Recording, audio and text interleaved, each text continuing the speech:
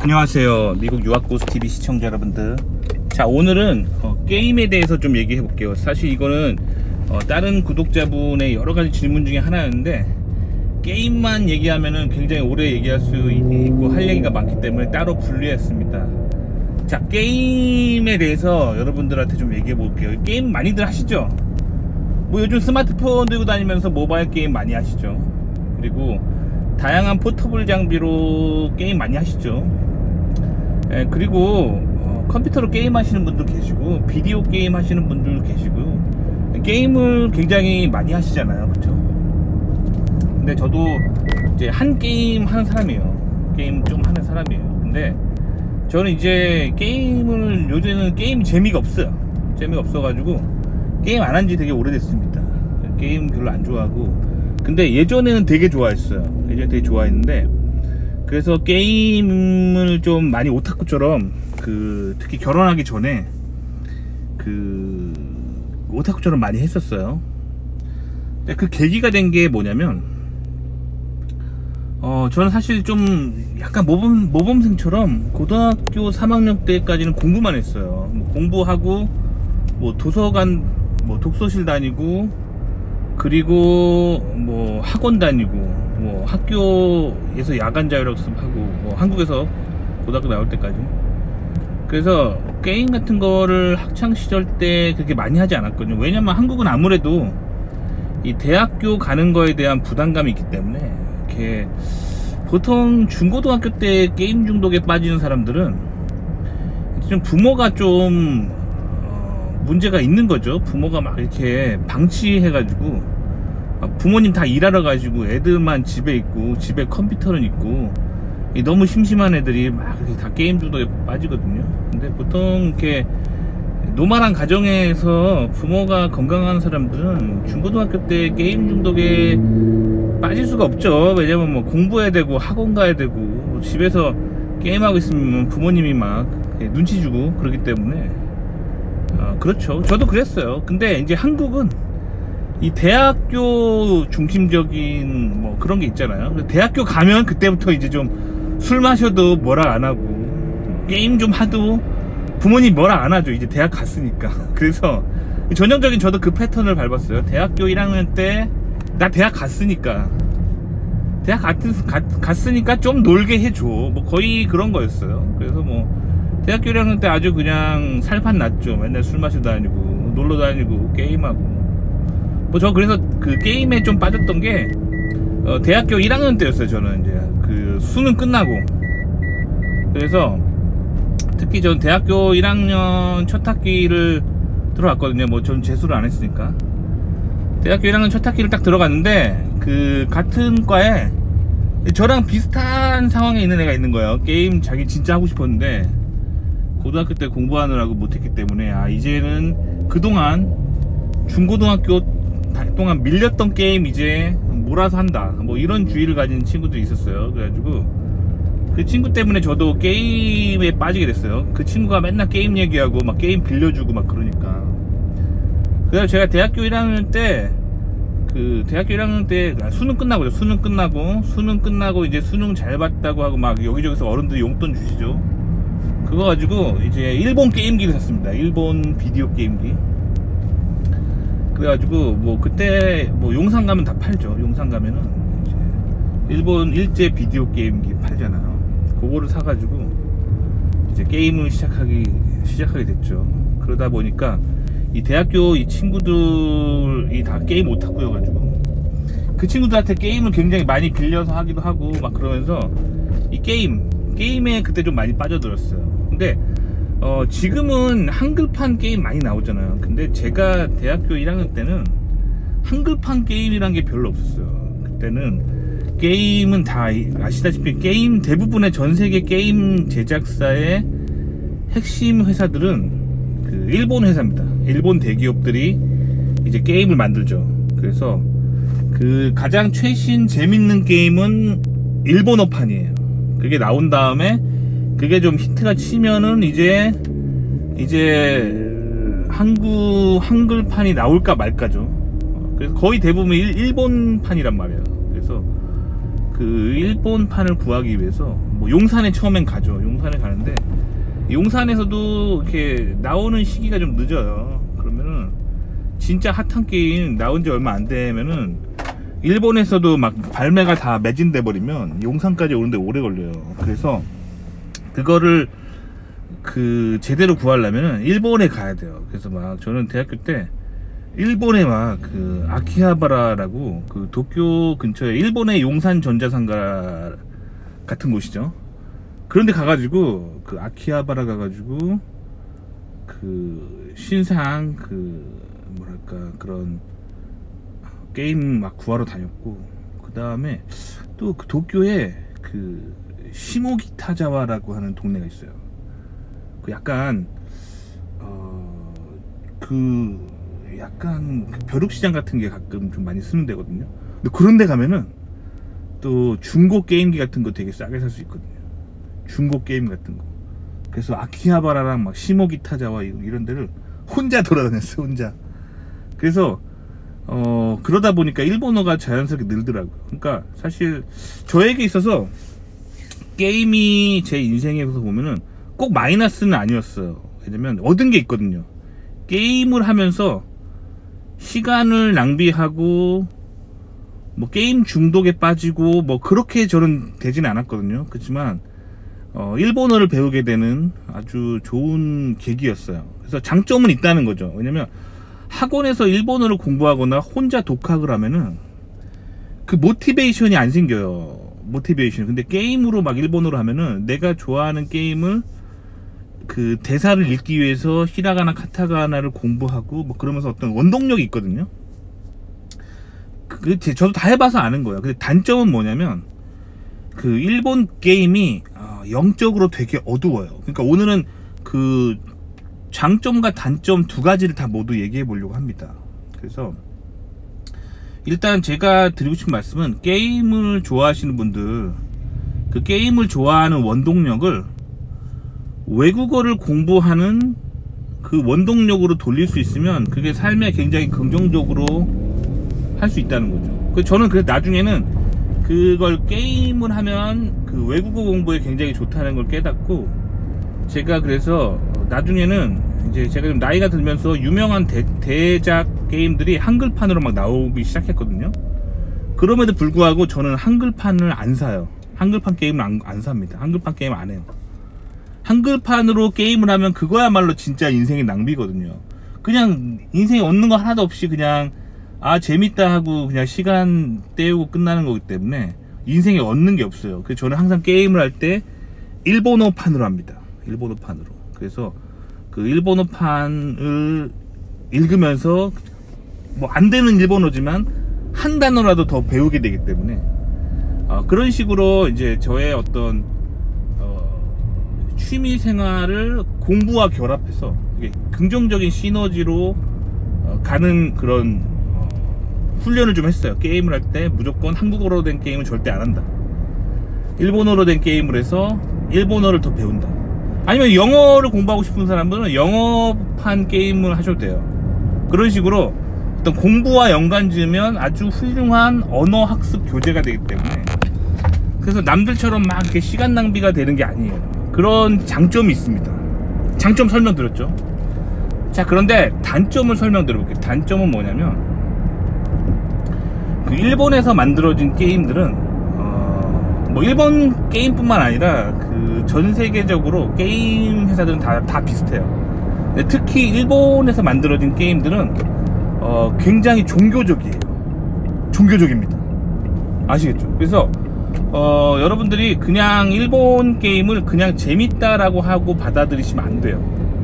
굉장히 종교적입니다. 저는 이걸 어떻게 해야 아냐면은, 저는 개신교를 믿으면서 성경을 읽으면서 게임을 하기 때문에 이게 제 눈에는 다 보여요. 근데 교회를 안 다니시고 성경을 안 읽고 성경적인 지식이 없는 사람은 일본 게임이 종교적인지 깨닫지 못해요. 왜 제가 일본 게임이 왜 종교적인지를 설명을 해드려 볼게요. 자, 일단 일본 게임에 항상 반복적으로 등장하는 게 있는데 그게 뭐냐면 여신입니다. 여신, goddess. 그래서 그 일본 게임에 항상 나오는 신이 등장하거든요. 그 게임 캐릭터 속에서 뭐 주인공을 도와주든지 뭐 그런 신이 항상 나타나요. 선한 신.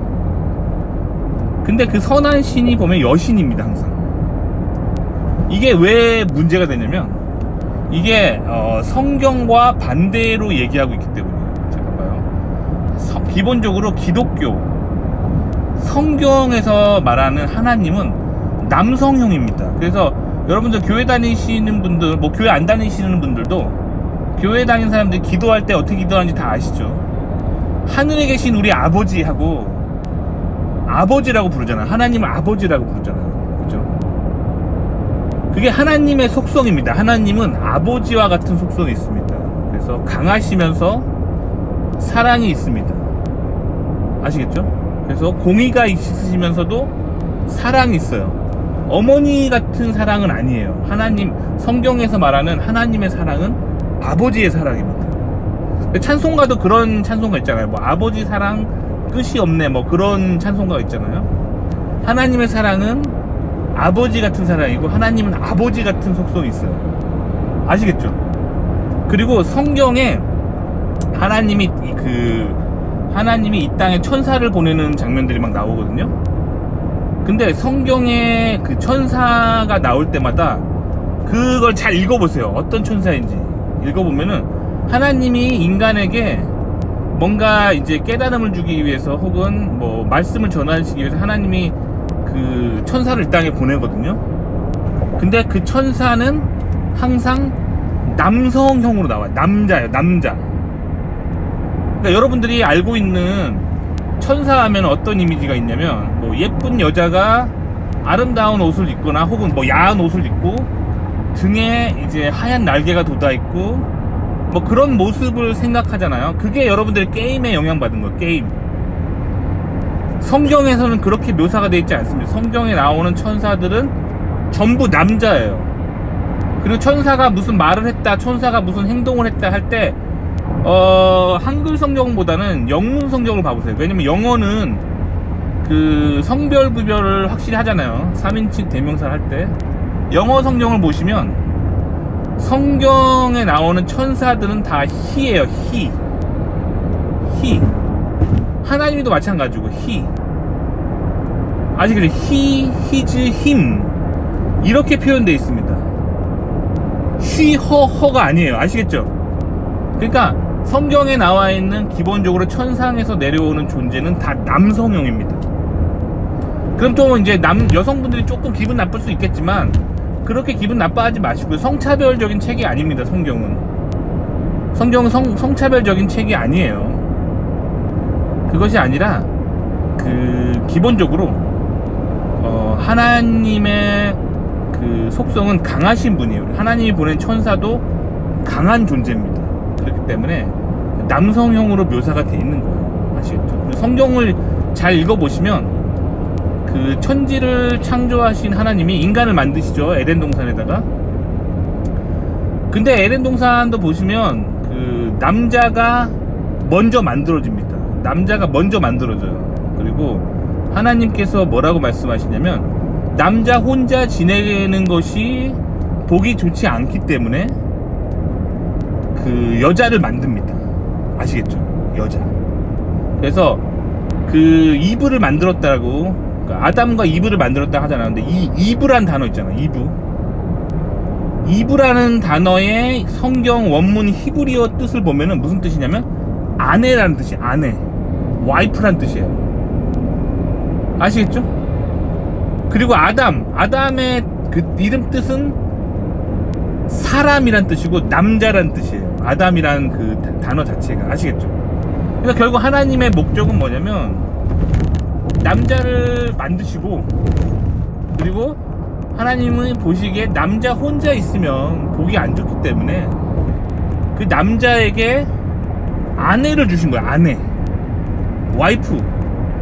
아시겠죠? 그게 아담과 이브의 그 히브리어 단어 뜻이 아내란 뜻이에요. 아내. 하나님은 그래서 아내를 주신 거예요. 그래서 짝을 지어서 이제 함께 가정을 이룰 때 하나님 보시기에 너무 아름다웠기 때문에 그게 하나님의 부르심이라는 거죠. 그러니까 사실 요즘 결혼 안 하시는 분들 있잖아요.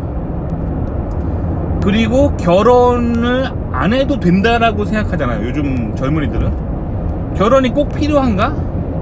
혼자 살면 왜 안 되는데? 라고 생각하는 사람 있죠. 왜냐면 혼자 살아도 과거 전통사회에서는 이렇게 밥 해주는 사람 뭐 필요해서 뭐 그렇게 생각하는 경향이 있었죠. 하지만 요새는 어때요? 밥 때문에 밥 해주는 사람 필요해서 결혼할 필요는 없어요.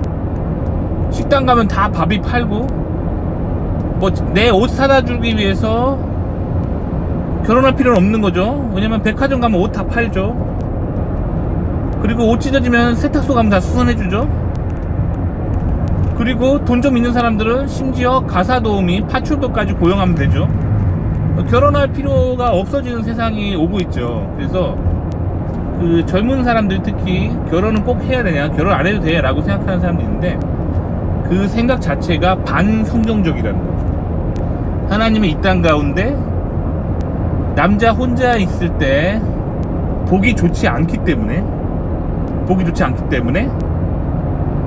어때요? 그래서 여성을 만든 겁니다. 아시겠죠? 그래서 여성이 함께, 남성과 함께 가정을 이뤄서 살아가는 것이 하나님이 생각하는 아름다운 인류의 모습입니다. 아시겠죠? 그러니까 모든 믿는 자들은 결국 결혼을 해야 되는 거예요. 뭐 하나님 안 믿는 사람들은 안 믿으니까 결혼 안 한다고 쳐도, 하나님을 믿는 사람들은 결혼을 다들 하셔야 돼요. 그리고 이혼하면 안 됩니다. 아시겠죠? 그게 하나님의 뜻이에요. 이해 가셨죠? 성경을 읽으면은 하나님이 이 땅을 향한 인류를 향한 계획을 알 수 있어요. 뭐 그렇단 말이야. 이게 이제 남자와 여자의 어떤 하나님의 어떤 이치죠. 그래서 기본적으로 남자가 그 여자를 보호해주고 공급해주는 존재로 성경은 그려집니다. 그리고 여성은 이제 남성을 돕는 배필로서 하나님 만드셨다라고 성경이 나와 있습니다. 그러니까 모든 사람은 결혼하고 가정을 이뤄야 돼요. 그리고 이제 성경적으로 남성상과 여성상을 가지고 살아야 됩니다. 아시겠죠? 근데 기본적으로 하나님은 남성상이라는 거예요.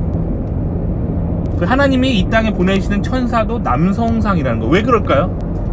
하나님은 강하시고 인간에게 공급해주는 존재고, 인간을 보호해주는 인간의 수호자 같은 존재예요.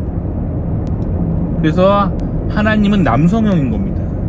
천사도 남자고요. 아시겠죠? 반면에 이제 성경에 나타나는 여신들이 나오죠. 성경에 여신들이 나옵니다. 성경에 뭐 예를 들면 구약 성경에 뭐 끊임없이 등장하잖아요. 읽다 보면은 아스다롯이라는 우상이 나옵니다. 구약 성경에. 그냥 지나가셨던 분들은 그게 이제 제가 가르쳐 드리니까 뭔지 알겠죠? 아스다롯이라는 우상이 자꾸 나와요. 그리고 아세라라고 하는 우상이 자꾸 나옵니다. 이 성경에 계속 반복적으로 등장하는 그런 여신이에요. 여신이 나옵니다. 이게 어디 나오냐면은 그 구약 성경에서 이제 그 이스라엘 백성들에게 하나님이 그 가나안 땅으로 들어가서 너희들이 가나안에 살고 있는 백성들을 다 쫓아내고 그들이 믿는 우상을 다 파괴하고 거기서 너희가 그 지역을 정화한 후에 너희들이 살아라고 말하죠. 그 가나안 땅이 팔레스타인이에요. 팔레스타인. 그러니까 그 가나안은 땅 이름이고, 가나안에 살던 족속들, 그 민족 이름이, 원래 토착민들 이름이 팔레스타인이에요. 성경에는 블레셋이라고 나오죠. 팔레스타인. 근데 이 팔레스타인이 그 원래 가나안에 살았는데 이제 하나님의 명령으로 이스라엘이 그들을 쫓아내고 거기 살잖아요. 그런데 아시다시피 이제 나중에 이스라엘은 로마의 식민지가 돼요. 나중에는 결국에는 로마가 기독교를 공인하게 되죠.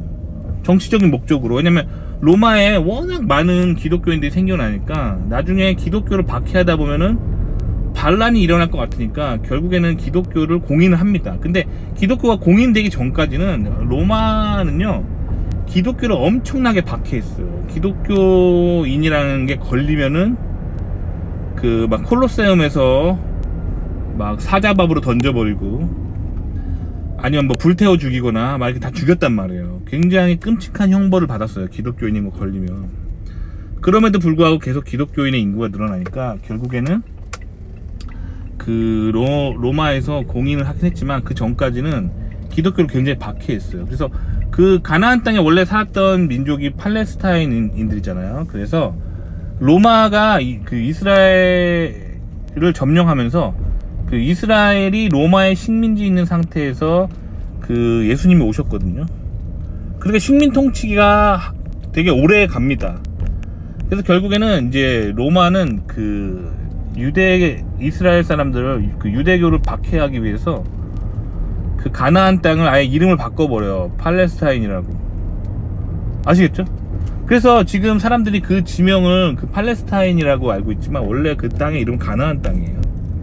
아시겠죠? 그러니까 로마가 바꿔버린 거예요. 팔레스타인 그 가나안 땅을 팔레스타인이라고 이름을 바꿔버린 게, 가나안 땅은 원래 팔레스타인이 살았던 거다 라는 의미에서 그렇게 지은 거죠. 그만큼 로마가 반 유대교적이고 반 기독교적인 그런 컬처가 있는 그런 제국이 로마 제국이었어요. 그래서 네로 황제의 기독교 박해는 굉장히 유명하죠. 기독교인 만나면 뭐 잡이면 다 죽였잖아요. 그래서 어쨌든 그 성경에서는 그 뭐랄까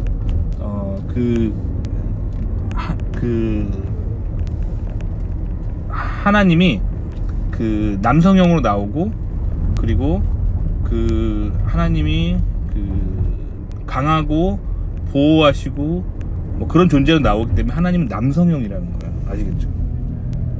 자, 그래서 어쨌든 이 가나안 얘기하다가 이게 나왔는데, 자, 그래서 가나안 땅에서는 그 토착민들, 팔레스타인 토착민들이 믿었던 그런 우상이 아스다롯과 아세라 같은 뭐 그런 여신이에요.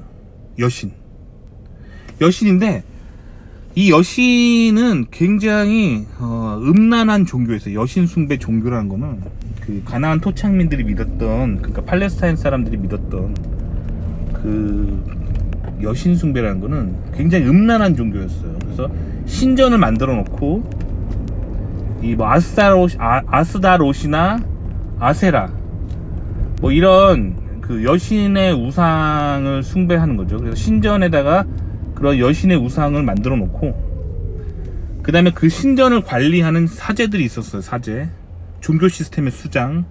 근데 여신 숭배이기 때문에 이 사제들이 여자예요. 다 여자. 근데 예쁘고 몸매 좋은 여자만 뽑는 거죠. 그래서 그 여자들이 이 사제로서 그 여신 숭배를 했단 말이에요. 그리고 그 아세라나 아스다롯 같은 그 우상, 뭐 동상 같은 게 세워놓고, 그게 이제 거기다 절하는 거지만, 이제 그 신전의 여사제들도 숭배를 받았어요. 왜냐면 그 종교 시스템의 수장이기 때문에 그 여사제들을 그 숭배를 했단 말이에요. 남자들이 찾아와서 여사제를 숭배를 했단 말이에요. 여사제들한테 절하고 숭배를 했단 말이에요. 근데 이게 단순하게 종교 시스템이 아니라 그 여신 숭배의 핵심이 뭐냐면 거기가 그 종교 시스템이면서 동시에 매춘굴이에요. 매춘굴 사창가예요. 그래서 그 사제이면서 동시에 창녀들이었어요. 그래서 이 남자들이 이렇게 신전에 찾아와서 여신을 숭배하고 그 다음에 여사제들과 성관계를 맺고, 그런 굉장히 음란한 종교로 가득 차 있던 게 이제 고대 근동이었단 말이에요. 아시겠죠? 그러니까 성경의 여신 숭배는 굉장히 나쁘게 나옵니다. 아시겠죠? 그래서 고대 근동에는 이런 여신 숭배가 있었단 말이에요. 근데 이 여신 숭배가 결국에는 고대 근동, 즉 팔레스타인에서 시작된 건데, 이게 결국에는 그 지중해 모두 다 이거 폭넓게 여신을 받아들이고 지중해 사람들이 다 아주 보편적으로 그 여신을 믿게 됩니다. 왜냐면 이게 인간이 참 쾌락을 추구하기 딱 좋게 돼 있잖아요. 그러니까 지금은 뭐 현대 사회에서는 뭐 나이트 클럽도 있고 룸사롱도 있고 뭐 사창가도 있고 뭐 율락가도 있고 그렇지만, 당시에는 이 여신 숭배하는 그 신전이 그 역할을 했었던 거예요. 그러니까 이게 그리스 로마까지 다 퍼지게 됩니다. 그래서 지중해에 있는 지역들의 대부분의 사람들은 여신 숭배를 했었어요. 여신 숭배. 아시겠죠? 그러다가 이제 이 이스라엘 백성들은 하나님을 믿는데, 하나님은 남신이잖아요. 그리고 하나님은 굉장히 성도덕과 윤리를 굉장히 엄격하게 얘기를 하는 신이기 때문에 그 이스라엘 백성들의 삶은 전혀 달랐어요. 고대 근동의 사람들은 다 음란한 종교에 빠져 있을 때, 그 창녀를 믿는 신에게 빠져 있을 때, 이 이스라엘만 그 남신, 하나님은 아버지라고 부르면서 그런 신을 믿었기 때문에 종교적으로 굉장히 도덕적으로 건전한 그런 사회가 구성이 됐었던 거예요. 아시겠죠? 그러니까 이게 그래서 여신 숭배가 굉장히 안 좋은 거고, 그래서 결국에 그리스 로마 신화 보면 여신이 되게 많이 나오잖아요. 뭐 비너스라든가 뭐 아프로디테 같은 여신 숭배가 굉장히 많이 나오는데, 이게 전부 다 어디서 나온 거냐면 그 팔레스타인 가나안 땅에서 나온 아스타롯과 아세라 같은 그런 여신 숭배에서 다 나온 개념이에요. 그게 형태와 이름을 변경한 거죠. 그래서 그 그리스 로마로 가면서 이제 헬라어로 그 이름들이 다 번역되면서 뭐 이렇게 다른 이름이 생기게 된 건데, 결국 같은 겁니다. 뿌리가 같아요. 아시겠죠? 그러니까 결국엔 그리스 로마 신화에 나왔던 여신들이, 여러분들 그냥 단순하게 그리스 로마 신화에 나오는 여신이라고 생각하시면 안 돼요. 그러니까 어렸을 때 보면 초등학생들한테 막 부모님들이 그리스 로마 신화 읽으라고 막 그리스 로마 신화 전집 막 사주고 그러잖아요. 근데 이 그리스 로마 신화, 헬레니즘에서 그리스 로마 신화를 말하는 거를 원문을 읽어보면 여러분들 진짜 충격받을 거예요. 그거 다 여신 숭배예요. 그래서 그 여신 숭배, 그리스 로마 신화에 나오는 여신들 다 그 아까 제가 말씀드린 그 창녀를 믿는 그 종교란 말이에요. 그러니까 거기 나오는 건 다 창녀들이에요. 창녀신들이에요. 아시겠죠? 그러니까 그리스 로마 신화 애들한테 함부로 사주면 안 됩니다. 아시겠죠? 그러니까 몰라서 사준 거예요, 여태까지. 아시겠죠? 그래서 어쨌든 이 성경에서는 여신 숭배를 굉장히 악하다라고 말하고 있다는 거죠. 실제로 역사에서도 그것이 악으로 갔었고. 아시겠죠? 근데 이 일본 게임에서 굉장히 강조하는 그 분야가 여신 숭배예요. 일본 게임에는 항상 나옵니다, 여신 숭배가. 가디스. 아시겠죠? 그러니까 그 단순하게 일본 게임을 재밌다 하는 게 아니라 이게 굉장히 종교적이에요. 일본의 게임들은 여신 숭배를 기반으로 합니다. 그럼 왜 여신 숭배를 기반으로 할까요? 보면은 그 일본의 그 뿌리, 일본의 천황 있죠, 천황, 일본 왕, 천황과 그 왕실이죠. 거기가 이제 일본의 뿌리인데, 이 일본의 그 천황과가 탄생한 그 신화 있죠. 신화를 보면 기본적으로 여신 숭배라는 걸 알 수 있어요. 여신 숭배입니다. 아시겠죠? 여신 숭배예요. 근데 이 여신 숭배가 어디서 왔냐? 일본이 믿는 이 여신 숭배가 결국 어디서 왔냐? 어디서 왔냐면은 한반도에서 왔습니다. 결국엔 한반도인들이 믿던 여신 숭배, 그거를 일본 사람들이 하고 있는 거예요. 아시겠죠? 자, 그럼 여신 숭배는 성경에서 나쁘다라고 말하고 있잖아요. 근데 한반도 사람들이 여신 숭배를 했었습니다. 그러니까 지금이라기보다는 근래라기보다는 뭐 하여튼 조선부터는 유교가 들어와서 인본주의가 지배를 했었지만, 원래 유교라는 인본주의가 들어오기 전에 한반도 사람들은 여신 숭배를 했었습니다. 여신 숭배. 아시겠죠? 그래서 그 여신 숭배가 이 한반도에서 온 거예요. 자, 근데 성경에서는 여신 숭배가 악하다고 말하잖아요. 그렇기 때문에 사실 한반도의 고대 설화나 신화 같은 거는 성경적으로 봤을 때 굉장히 악한 거예요. 이런 관계가 있습니다. 아시겠죠? 그래서 어쨌든 일본은 그래서 여신 숭배가 원래 강한 그런 그 민족적 신화를 가지고 있기 때문에 그 여신 숭배를 계속 개발하는 거예요. 그래서 그거를 게임을 만들 때 이제 전 세계에 있는 여신 숭배를 자꾸 이렇게 공부를 해요, 게임 제작자들이. 그래서 그거를 게임에 넣습니다. 그러다 보니까 그들에게 가장 매력적인 여신 숭배는 이제 서양 유럽에서 믿었던 그런 여신 숭배니까 그거를 자꾸 파다 보면은 결국 어디로 가냐면 고대 근동의 가나안 땅에서 믿었던 그 토착민들이 믿었던 그 아세라나 아스타롯 같은 우상, 하나님이 악하다고, 하나님이 가증하다고 말했던 그 아세라나 아스타롯 같은 여신 숭배를 그들이 자꾸 공부하는 거예요. 공부해가지고 그 개념을 이제 게임에 자꾸 넣는 거예요. 그러면 어떻게 될까요? 세계화가 가능한 거예요. 왜냐면 이 서양의 세계가 크게 두 가지로 구성되어 있습니다. 서양은 성경적인 가치관 그리고 반성경적인 가치관, 이 두 가지로 구성되어 있어요. 그래서 결국 서구인들의 머릿속에는 성경적인 가치관인 성경과 반성경적인 가치관인 헬레니즘이 자리 잡고 있단 말이에요. 그러니까 일본 사람들이 근데 하나님을 안 믿기 때문에 성경적인 가치관으로 게임을 만들고 싶진 않은 거예요. 그래서 일본 사람들이 게임을 만들 때 반성경적인 가치관으로 게임을 만들다 보니까 이제 헬레니즘 시대에 뭐 그리스 로마의 신화에 나오는 여신, 그거를 주제로 게임을 되게 많이 만들어요. 아시겠죠? 그러니까 일본 게임을 하실 때는 이게 굉장히 종교적인 특성이 있다는 걸 아셔야 돼요. 그래서 일본 게임을 많이 하다 보면 아주 자연스럽게 사탄 숭배에 빠질 수가 있어요. 저 같은 경우는 이제 기독교적인 뿌리가 있기 때문에 그 분별할 수 있기 때문에 게임에 나오는 거를 그냥 저거 뭐 또 반성경적인 또 어디서 사탄주의적인 여신 숭배의 스토리를 또 집어넣구만, 저는 이렇게 딱 분별이 가능하거든요. 근데 성경을 안 읽으시는 분들은 그냥 게임이 재밌다 보면 거기 빠져들고 그 세계관에 빠져들어요. 그래서 나는 사탄을 믿은 적도 없고 나는 종교를 안 좋아하는데 하시던 분들도 일본 게임을 오래 하다 보면은 아주 자연스럽게 본인이 사탄주의에 빠지게 됩니다. 이게 사탄주의인지도 모르면서 사탄주의자가 돼요. 왜냐면 게임에서 가득 차 있는 그 컨셉이 여신 숭배를 중심으로 한 고대 근동의 우상 숭배였기 때문에 이게 결국엔 다 사탄 숭배로 이어지거든요. 아시겠죠?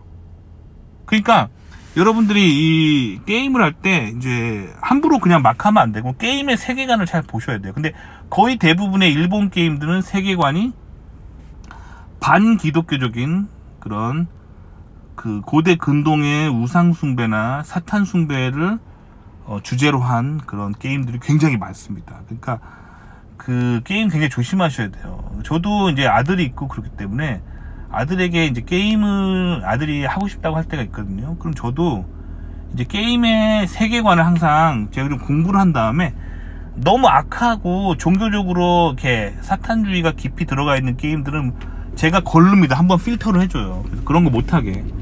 단순하게 뭐 이렇게 뭐 달려가면서 막 점프해가지고 동전 먹고 뭐 비행기 타고 가면서 막 총 쏘고 뭐 그런 심플한 게임들은 뭐 크게 악할 게 없는데 이제 스토리가 있는 게임 중에서 굉장히 약한 일본 게임들이 굉장히 많습니다. 그런 거는 어린 자녀를 위해서 그들의 눈과 귀를 좀 보호해 줄 필요가 있습니다. 그래서 일본 게임들이 이렇다는 걸 좀 알고 즐기시면 좋을 것 같아서 오늘은 일본 게임이 가지고 있는 종교성에 대해서 얘기해봤고, 이런 거는 사실 성경을 읽고 성경에서 성경 읽다 보면 성경이 무엇이 우상숭배고 무엇이 여신숭배고 무엇이 사탄숭배고 이게 왜 나쁜지를 설명하기 때문에 성경을 읽어야지만 나쁜지 알지, 성경을 안 읽는 사람들은 뭐 일본 게임 좀 하다가 뭐 예쁜 여자 나오고 여신숭배 뭐 컨셉 좀 나오면 재밌네, 그리고 저 여자 되게 섹시한데 뭐 그렇게 생각할 수 있어요. 그러면서 오히려 좋아할 수도 있는데 그 백그라운드는 그 하나님이 금하신 고대 근동의 여신숭배와